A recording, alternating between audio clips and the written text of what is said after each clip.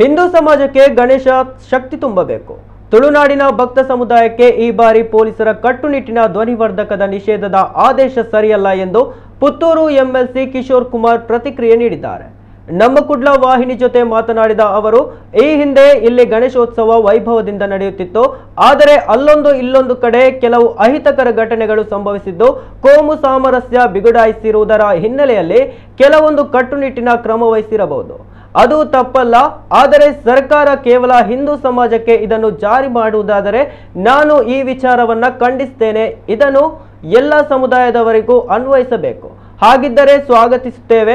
ಆದರೆ ಒಂದು ಕಣ್ಣಿಗೆ ಬೆಣ್ಣೆ ಇನ್ನೊಂದು ಕಣ್ಣಿಗೆ ಸುಣ್ಣ ಹಾಕಬಾರದು. ಈ ಬಗ್ಗೆ ಪೊಲೀಸ್ ಇಲಾಖೆ ಕ್ರಮ ವಹಿಸಬೇಕು ಎಂದರು. ಇಲ್ಲಿರ್ತಕ್ಕಂಥ ಪೊಲೀಸ್ ಕಮಿಷನರ್ ಮತ್ತೆ SP ಅವರು ಏನು ಈ ಗಣೇಶೋತ್ಸವದ ಹಿಂದೆ ಒಂದಷ್ಟು ಅವಾಗ ಬೇರೆ ಬೇರೆ ಕಾರಣದಿಂದ ಇಲ್ಲಿ ಘಟನೆಗಳನ್ನು ಸಂಭವಿಸಿದ ಕಾರಣಕ್ಕೋಸ್ಕರ ಒಂದು ಕೋಮು ಸಾಮರಸ್ಯ ಬಿಗಡಾಯಿಸುವ ವಾತಾವರಣಕ್ಕೋಸ್ಕರ ಈ ಥರ ಮಾಡಿರ್ಬೋದು. ನಾನು ಅನ್ನೋದು ಇದು ಹಿಂದೂ ಸಮಾಜಕ್ಕೆ ಮಾತ್ರವ ಅಲ್ಲ, ಎಲ್ಲರಿಗೂ ಇದು ಅಳವಡಿಕೆ ಆದರೆ ಅವರಿಗೆ ನಾನು ಶ್ಲಾಘನೆ ವ್ಯಕ್ತಪಡಿಸ್ತೇನೆ. ಕೇವಲ ಹಿಂದೂ ಸಮಾಜಕ್ಕಾದರೆ ಅವರ ಈ ನಿರ್ಧಾರವನ್ನು ನಾನು ಧಿಕ್ಕರಿಸ್ತೇನೆ.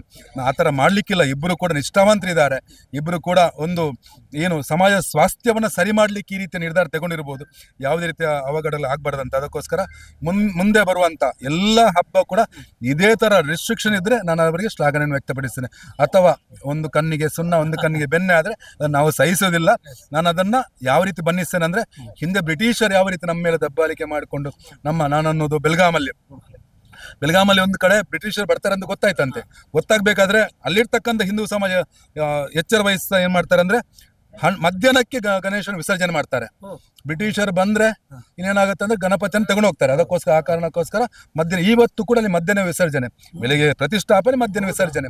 ನಾನನ್ನೋದು ಈ ಕಾನೂನು ಕಾಯ್ದೆ ನಮಗೆ ಮಾತ್ರ ಸೀಮಿತ ಆಗಬಾರ್ದು, ಎಲ್ಲರಿಗೂ ಸೀಮಿತ ಆಗಬೇಕು. ಆ ಮುಖಾಂತರ ಸಮಾಜ ಸ್ವಾಸ್ಥ್ಯ ಸರಿಯಾಗುವುದಾದ್ರೆ ನಾವು ಅದಕ್ಕೆ ಸಪೋರ್ಟ್ ಮಾಡ್ತೇವೆ.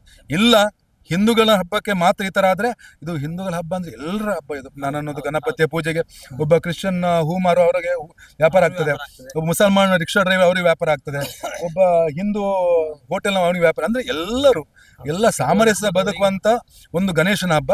ಇದಕ್ಕೆ ರಿಸ್ಟ್ರಿಕ್ಷನ್ ಹಾಕಿದ್ದು ಇನ್ನೂ ಎಲ್ಲದಕ್ಕೂ ಈ ರೀತಿ ರಿಸ್ಟ್ರಿಕ್ಷನ್ ಹಾಕಿದ್ದು ಅದಕ್ಕೆ ನಾನು ಸ್ವಾಗತ ಮಾಡ್ತೇನೆ.